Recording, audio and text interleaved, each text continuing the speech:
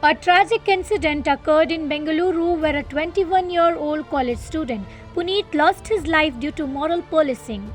Puneeth and his 7 classmates, including 2 girls, had gone to a farmhouse in Chikkenahalli village for an excursion on October 26.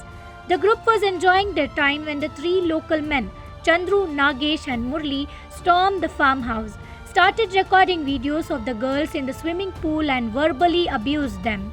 When Puneeth protested, the situation escalated violently and he was brutally attacked with a wooden log, sustaining severe head injuries. He succumbed to his injuries 3 days later. Another student, Likith, was also assaulted but suffered minor injuries. The Ramanagara Rural police have arrested the 3 accused and registered a case of murder. It's heartbreaking to see such incidents of moral policing turning violent and claiming innocent lives. The police are further investigating the case.